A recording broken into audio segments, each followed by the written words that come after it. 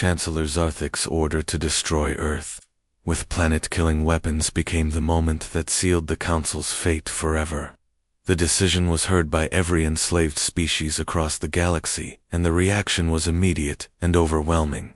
Rebellions that had been growing slowly suddenly exploded into full-scale revolutions on thousands of worlds.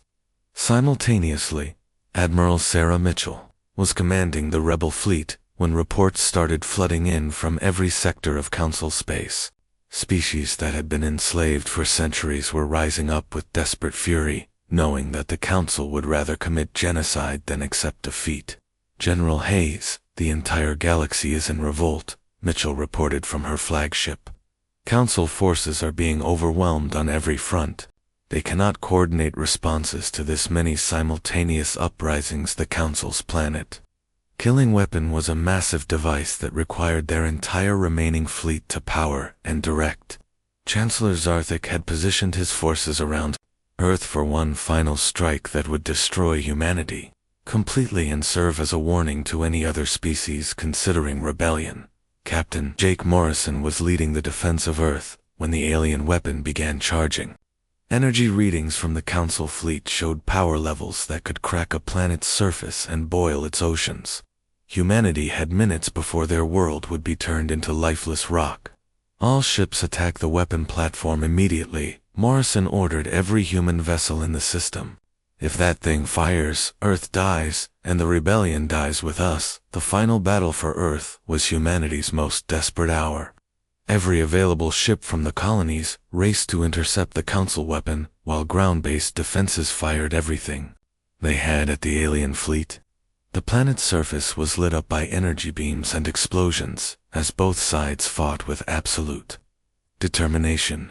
Captain Joe Bradley was leading a squadron of alien defectors when he made the decision that saved Earth and ended the war. His ships had been disguised as Council vessels and were close enough to the weapon platform to strike at its most vulnerable point. "This is Captain Bradley to all rebel forces," he announced over the communication channels. "I am taking my squadron on a direct attack run against the weapon's power core. If we can disable it, the device will be useless." Bradley's attack was a suicide mission, and everyone knew it. The weapon platform was surrounded by the most powerful Council warships and protected by energy shields that could stop most attacks. But his ships were already inside the defensive perimeter.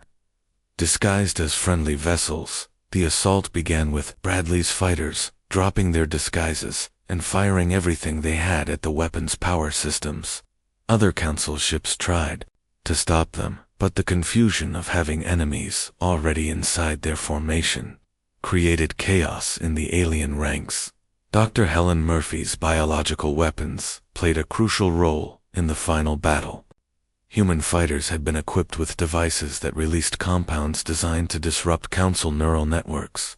When the aliens were exposed to these agents, their coordination collapsed completely. Engineer Maria Santos was monitoring the weapon platform from her command post when Bradley's attack struck home. "Admiral Mitchell, the alien device is losing power," she reported excitedly. "Captain Bradley's squadron has damaged the main energy core." The planet-killing weapon began shutting down as its power systems failed. Chancellor Zarthik watched in horror as his final gamble crumbled before his eyes. Without the weapon, his remaining fleet was outnumbered and surrounded by rebel forces from dozens of species. "Supreme Chancellor, our weapon is offline, and rebel fleets are approaching from all directions," his military advisor reported with panic in his voice. "We have lost tactical superiority and cannot maintain our position." The end came quickly for the Council Empire. Surrounded by enemies and cut off from their command structure, the alien forces began surrendering rather than face destruction. Many Council officers had realized that their leadership had become insane with desperation. General Robert Hayes led the assault on the Council capital world with the largest multi-species fleet ever assembled. Ships from hundreds of different civilizations that had been enslaved for generations flew together under the banner of freedom and revenge. "This is General Hayes to the Council capital," he broadcast as the rebel fleet took position around their enemy's homeworld. You have committed crimes against every species in the galaxy. Surrender immediately, or face the consequences of your actions. The battle for the capital was brief and decisive. Council forces had been designed to suppress individual rebellions, not to fight a united galaxy seeking justice. Their defensive systems were overwhelmed within hours as rebel forces landed on the planet's surface. Chancellor Zarthik made one final attempt to destroy everything rather than accept defeat. He tried to activate a doomsday device that would destroy the capital city and everyone in it, including his own people and the rebel forces. But his own subordinates stopped him. Before he could complete the activation sequence, council officers who had served the Empire faithfully for decades realized that their leader had become a madman willing to destroy everything rather than admit failure. Supreme Chancellor, you have brought dishonor to our entire civilization. His former military commander declared as loyal troops arrested Zerthik. We surrender to the rebel forces and request mercy for our people. The surrender of the council leadership marked the end of the Galactic Empire that had ruled through fear and oppression for millennia. President Mary Johnson arrived at the capital world to accept a formal surrender and begin negotiations for a new form of galactic government. Today freedom has triumphed over tyranny, Johnson announced to the assembled representatives of hundreds of species. The Council Empire is finished, but we must build something better to take its place. The formation of the Galactic Federation took months of careful negotiation between species that had been enemies or strangers for centuries. The new government was based on voluntary cooperation rather than forced submission, with each world maintaining its sovereignty while working together for mutual benefit. Captain Morrison was present when the Federation Charter was signed on Earth 6 months after the final battle. Representatives from every member species gathered in the same building where Chancellor Zarthik had once demanded humanity's surrender. We gather not as conquerors and conquered, but as free beings, choosing to work together, Johnson said, as she signed the charter. The council believed that freedom was humanity's weakness, but they discovered it was our greatest strength, and now it belongs to all of us. The new galaxy that emerged from the ashes of the Council Empire was one where no species ruled over others, and where cooperation replaced oppression. Humanity had refused alien demands, and in doing so had liberated an entire galaxy from tyranny. The Council's mistake had indeed cost them everything, but it had given everyone else the greatest gift of all, which was freedom. The massive space station hung in the darkness like a jewel made of crystal and light. Ambassador Claire Morrison pressed her face against the viewing port of the human shuttle and watched the Galaxy Council's home grow larger with each passing minute. She had dreamed of this moment for 20 years, but never imagined it would feel so heavy in her chest. The station was beautiful beyond anything humans had ever built. Towers of living crystal twisted upward from a central hub that sparkled with lights from 47 different species. Each section glowed with its own unique color, and the whole thing rotated slowly against the stars. Like a massive flower blooming in space, Claire straightened her formal diplomatic uniform and checked her appearance one last time. At 45, she had gray streaks in her brown hair and lines around her green eyes from years of difficult negotiations. She had brokered peace between the Mars colonies and Earth. She had stopped 3 wars in the outer systems. But nothing in her career had prepared her for this. Her team sat behind her in the shuttle's main cabin. Daniel Brooks was 28, and the youngest cultural attaché in human diplomatic history. His job was to help translate not just words, but meanings between species that thought in completely different ways. He kept checking and rechecking his translation devices, even though they had tested them 100 times. Colonel Lisa Hayes commanded the military escort, but she was here as an advisor only. Her crisp blue uniform carried no weapons, because the Galaxy Council allowed no arms in their sacred space. She was 35, with sharp features and cold gray eyes that missed nothing. She had fought in the border wars with the rogue colonies, and won medals for bravery that she never talked about. Dr. Ryan Carter, was the team's xenobiologist and expert on alien lifeforms. At 52, he was the oldest member of their group and had studied every known intelligent species in the galaxy. His thick glasses and gentle manner hid one of the sharpest minds in human space. He carried data tablets filled with everything humanity knew about the 47 species they were about to meet. The shuttle pilot's voice came over the speakers. The docking request had been approved, and they were cleared to approach Bay 94. Claire felt her heart speed up as the massive station filled their view completely. They were really here, after 200 years of spreading across the stars. Humanity was finally going to ask for its place among the great civilizations of the galaxy. The docking bay was larger than most human cities. Their tiny shuttle looked like a toy as it settled onto the designated landing pad. Through the transparent walls, Claire could see beings from dozens of species walking along elevated walkways. Some looked almost human, while others were so alien that her mind struggled to understand what she was seeing. The airlock opened, and Claire stepped onto the station for the first time. The air smelled different here. Not bad, but strange. It carried scents from 47 different worlds mixed together in a way that made her nose tingle. The artificial gravity felt slightly lighter than Earth normal, and she had to adjust her walk-in to avoid bouncing with each step. Their escort was waiting for them in the bay.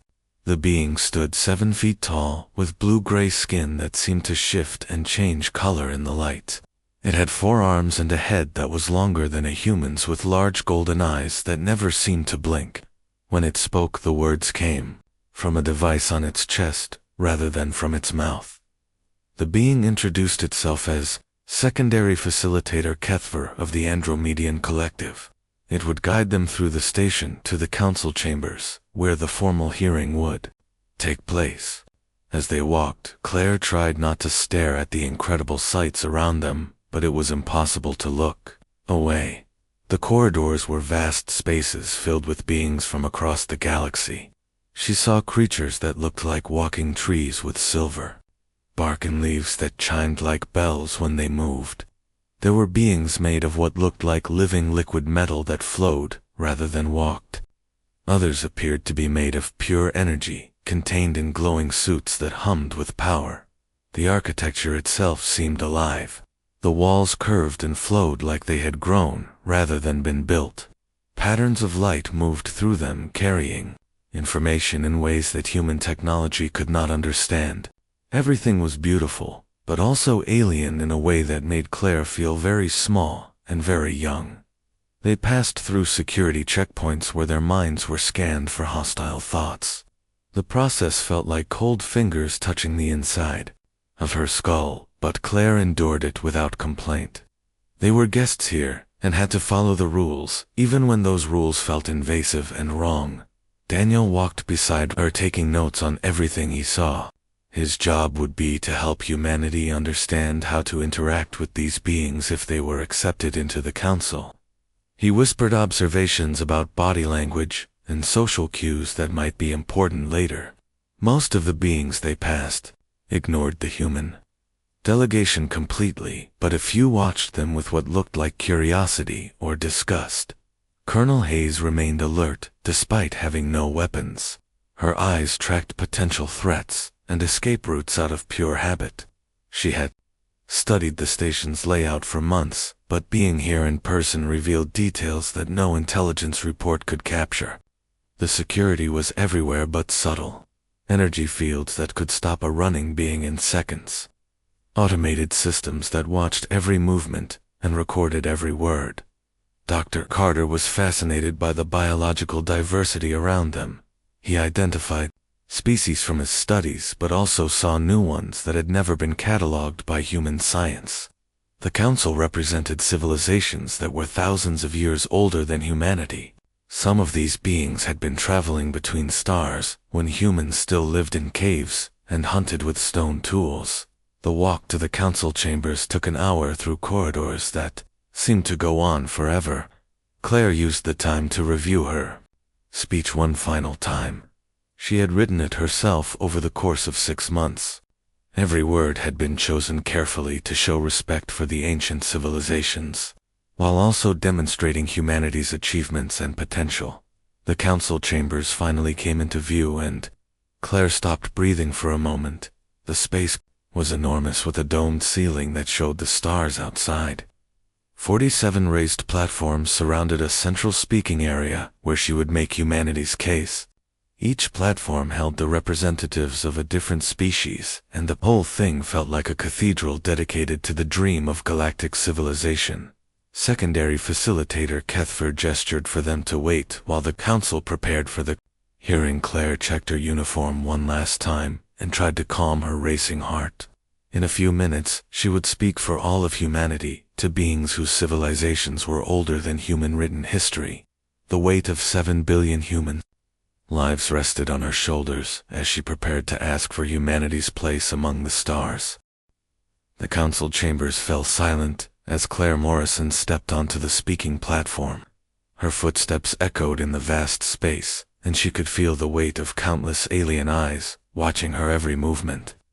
The dome above showed the swirling colors of the nebula beyond and cast strange shadows across the assembled representatives of 47 civilizations. Hierarch Vothmek presided over the gathering from the highest platform. The ancient Zelkarian looked like a cross between a mantis and a dragon, with scales that shifted from deep purple to black depending on the light. His forearms moved in slow ceremonial gestures, while his large multifaceted eyes reflected the chamber's glow like dark mirrors.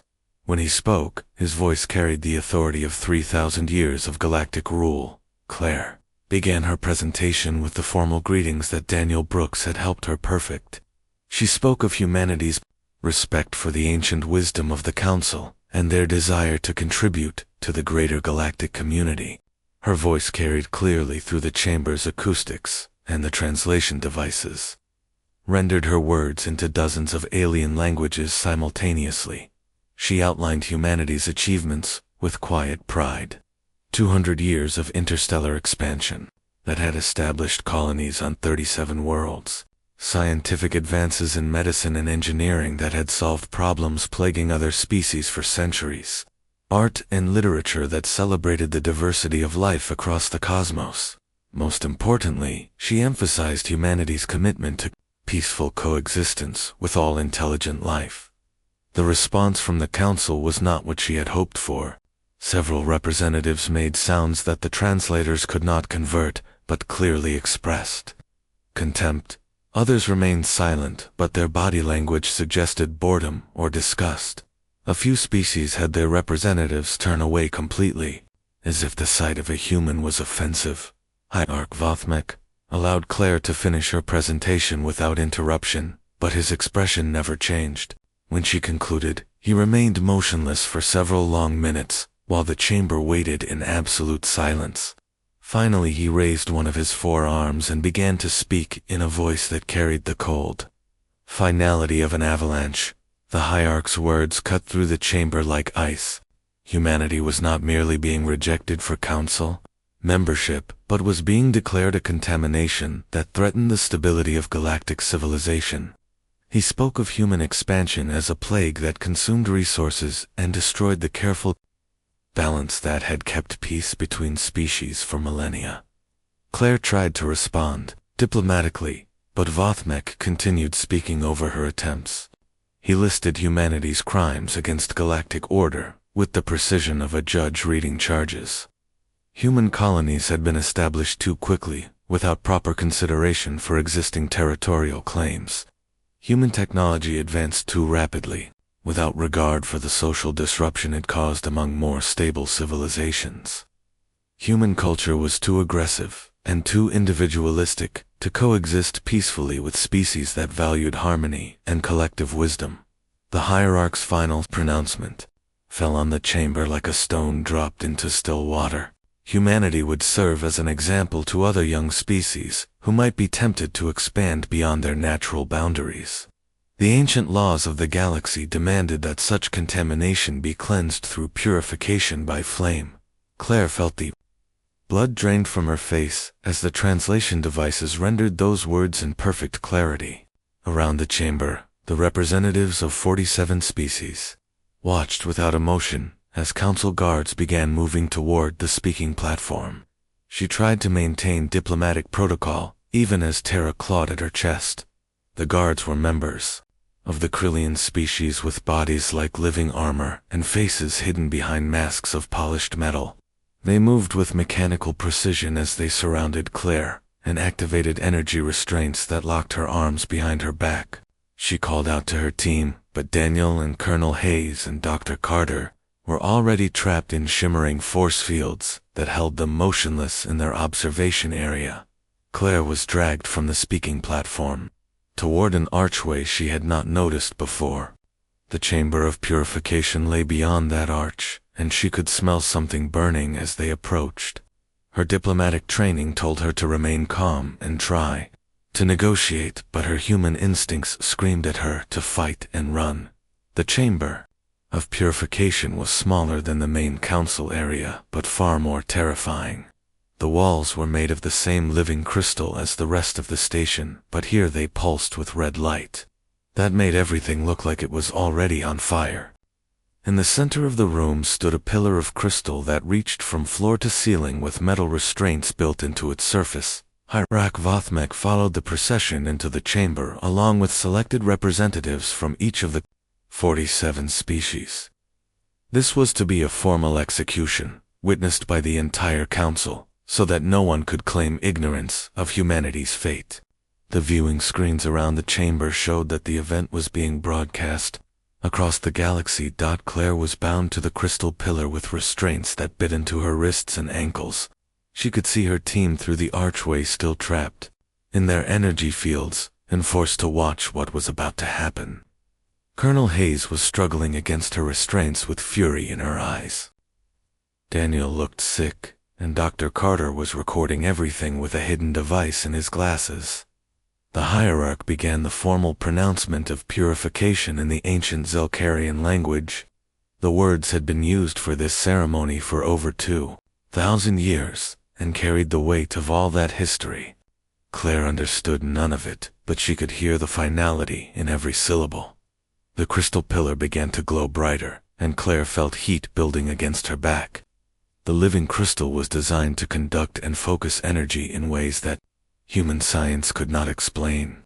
As the temperature rose, she realized that she was going to be burned alive, while representatives of 47 civilizations watched without lifting a finger to help. Claire tried one last time to reach them as rational beings. She spoke of the children on human worlds who had done nothing wrong. She reminded them that she had come in peace, seeking only friendship and mutual understanding. She begged them to show mercy, not for her sake, but for the sake of the principles they claimed to represent. Her words fell on deaf ears and cold hearts. The representatives watched her pleas with the same detachment they might show for an interesting scientific experiment. Some took notes, while others simply observed with clinical interest. None showed even a flicker of compassion or doubt about what they were doing. The heat continued to build, and Claire felt her uniform begin to smoke. The pain started as a warm sensation against her skin, but quickly grew into something that made her gasp and then scream. Through her agony, she could hear the hierarch continuing his ceremonial pronouncement, as if her suffering was nothing more than background noise. The last thing Claire Morrison saw before the pain became too much to bear was Colonel Hayes recording everything with desperate intensity. Her team would carry this horror back to humanity, and the galaxy would learn what happened when they mistook diplomatic courtesy for weakness. The USS Meridian limped through space toward Earth with its hull scarred and its crew broken. Colonel Lisa Hayes sat in the command chair staring at the stars through the main viewport, but seeing nothing except Claire Morrison's face as the flames consumed her. The recording device in Dr. Carter's glasses had captured everything, and now that horror was stored in the ship's databanks, waiting to be delivered to humanity.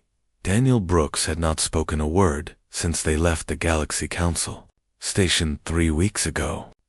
He sat in his quarters, staring at translation notes that would never be used for peaceful contact between species. The young diplomat who had dreamed of building bridges between civilizations was gone, and in his place sat a hollow shell that jumped at every sound. Dr. Carter worked frantically in the ship's laboratory, analyzing every piece of data they had gathered about Council technology and defenses. His gentle nature had been burned away, along with their ambassador, and now his brilliant mind focused on only one question. How could humanity hurt the beings who had murdered Claire Morrison in the name of Galactic Order? The ashes of their ambassador rested in a simple metal container in the ship's chapel. Hayes had gathered what remained after the Council guards had swept the chamber of purification clean. It was not much, but it was all they had to prove that Claire Morrison had ever existed. The woman who had spent her life bringing peace to human space had been reduced to a handful of dust and bone fragments. Earth grew larger in the viewport as they approached the end of their journey. Hayes activated the communication system and sent the priority message that would change everything. President Catherine Bell needed to know what had happened before the ship docked, and the news spread beyond all hope of control. The response came back within minutes, ordering them to land at Andrews military base rather than the civilian spaceport. The landing bay was crowded with officials and reporters, who had somehow learned that something terrible had happened. Hayes ordered her crew to say nothing as they disembarked and walked through the gauntlet of questions and camera flashes. The metal container holding Claire's ashes felt heavier than lead in her arms as she carried it toward the waiting vehicles. President Bell met them in a secure conference room beneath the White House. At 60, she was a small woman with silver hair and kind eyes, but her expression was granite, hard as she listened to their report. Defense Secretary Alan Price sat beside her, taking notes while Admiral Scott Walker, commander of the Human Defense Fleet, studied tactical data on his tablet computer. Hayes played the recording of Claire's execution without any warning or preparation. The audio was clear enough to hear every scream, and the video showed details that would haunt viewers for the rest of their lives. President Bell watched the entire thing without flinching, but her hands gripped the table edge so tightly that her knuckles went white. When the recording ended, the room remained silent for several minutes. Dr. Carter was the first to speak, and his voice carried a coldness that his friends had never heard before.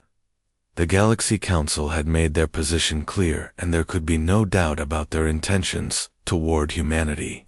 This was not a misunderstanding or a failure of diplomacy, but a deliberate act of terrorism designed to break human spirit. Daniel finally spoke for the first time since leaving the Council station. His voice was barely above a whisper as he described the casual indifference of the alien representatives.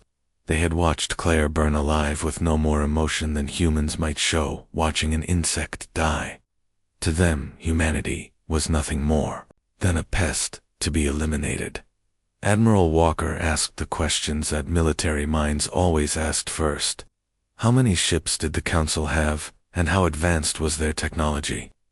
Dr. Carter provided the estimates that made everyone in the room feel sick. The combined fleets of 47 civilizations numbered in the millions of vessels.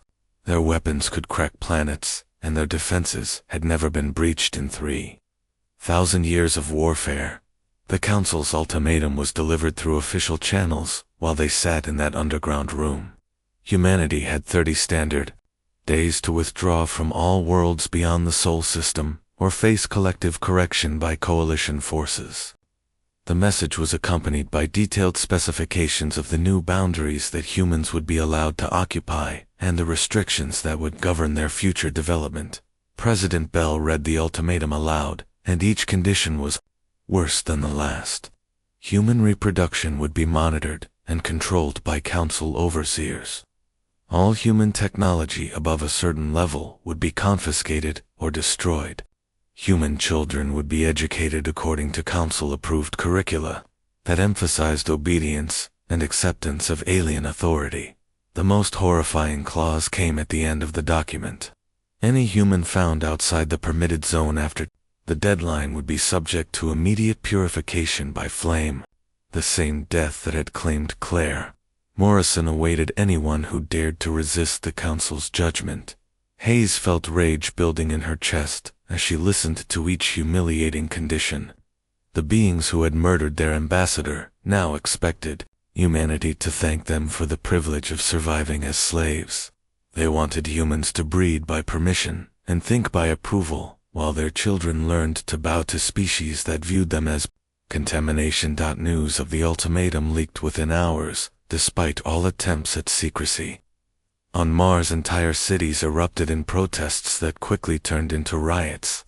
Colonial governors across human space called emergency sessions, while angry crowds surrounded government buildings demanding immediate military response. The footage of Claire's execution spread through the data networks faster than any authority could stop it. President Bell addressed the nation from the Oval Office 12 hours after the Meridian's return. She spoke carefully about the tragedy that had befallen their diplomatic mission and the difficult choices that lay ahead.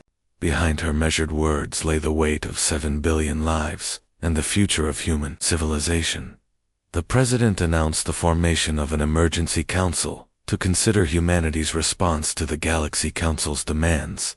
Representatives from every human world would gather on Earth to decide whether their species would submit to alien rule or face extinction and hopeless war. The debate would determine whether humanity had a future among the stars, or if Claire Morrison's death would mark the beginning of their end. Hayes sat in her apartment that night, staring at the metal container that held their ambassador's remains. Outside her window she could see crowds gathering in the streets carrying signs demanding justice for Claire Morrison. The rage that had been building inside her since leaving the council station finally found its voice in a whisper that carried more menace than any shout. The beings who had burned their diplomat alive had made one crucial mistake in their calculation. They had assumed that humans would choose survival over dignity and accept slavery rather than death. What they failed to understand was that some things were worth dying for, and freedom was one of them. The Emergency Assembly Hall in Geneva had never held such a gathering before. Representatives from every human world sat in heated debate while the clock counted down toward the Galaxy Council's deadline. 15 days remained for humanity to choose between submission and extinction, and the arguments grew more desperate with each passing hour. Director Helen Grant of the Colonial Administration stood at the central podium making her case for acceptance of the Council's terms. She was a practical woman in her 50s who had spent her career managing the expansion of human civilization across the stars. Her voice carried the weight of authority as she outlined the mathematics of survival versus the certainty of death. Grant spoke of the 7 billion humans scattered across 37 worlds, who had committed no crime except being born into the wrong species at the wrong time.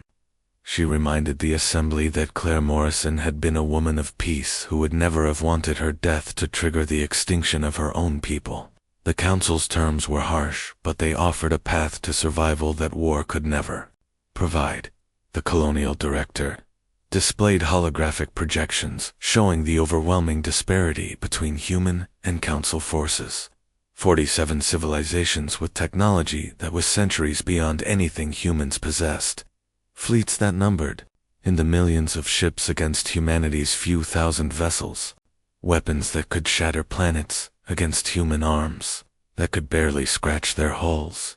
Grant's faction included many of the colonial governors who had seen their people's fear and desperation firsthand. Governor Marcus Webb from Alpha Centauri described the panic that had gripped his world as families tried to decide whether to flee toward Earth or make final preparations for death. Children were having nightmares about burning alive, like the human ambassador, and parents had no comfort to offer them. The Appeasement Coalition, as they were called, argued that submission now could lead to resistance later. If humanity accepted the Council's terms, they would survive long enough to develop better technology and find ways to fight back. Death and hopeless war would serve no one, while strategic surrender might preserve the species for a future day of reckoning. General Patricia Stone rose from her seat to address the assembly, and her presence commanded immediate attention.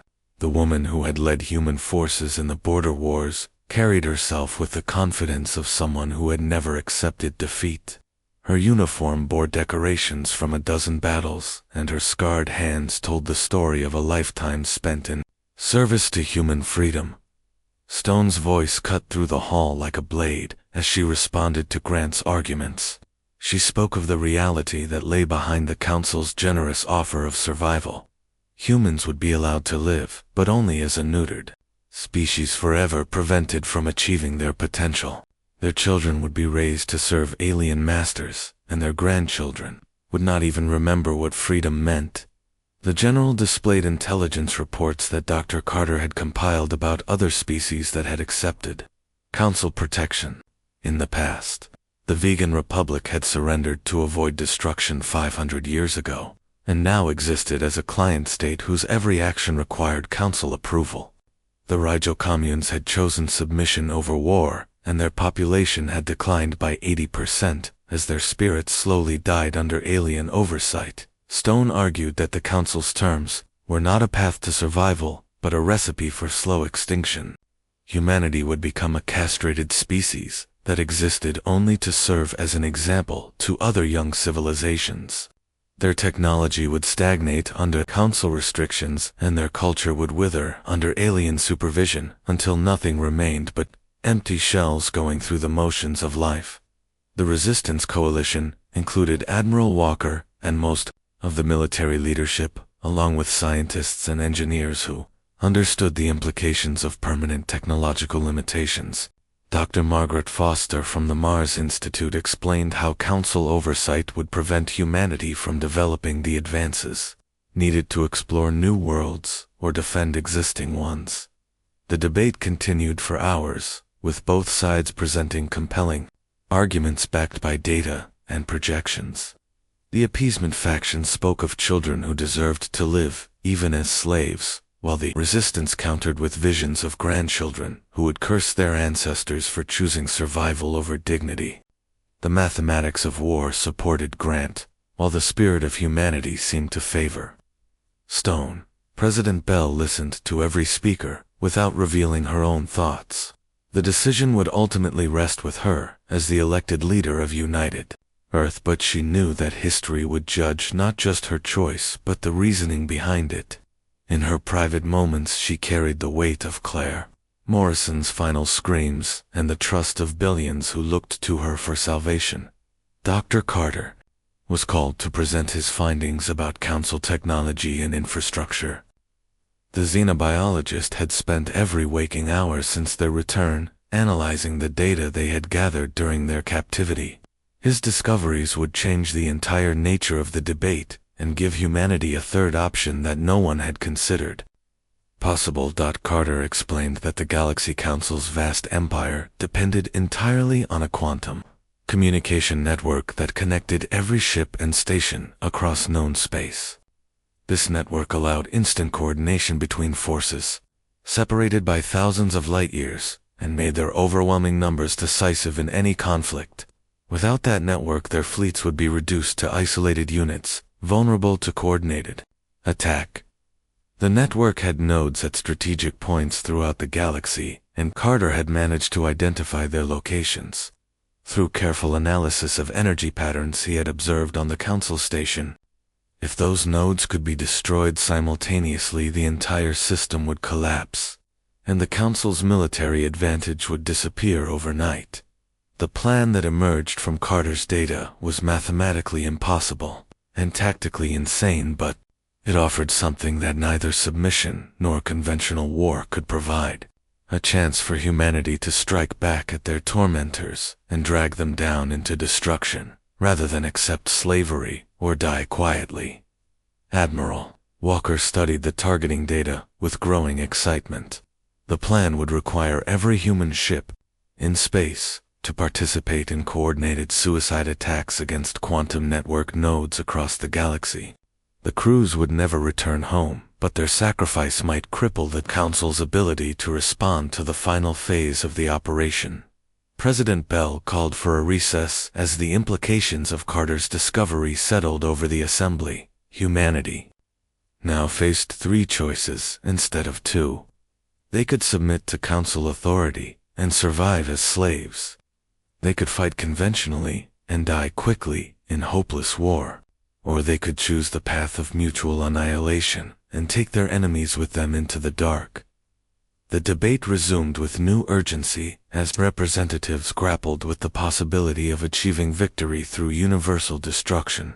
The question was no longer whether humanity would survive, but whether they would choose to burn alone or drag the galaxy down with them in flames.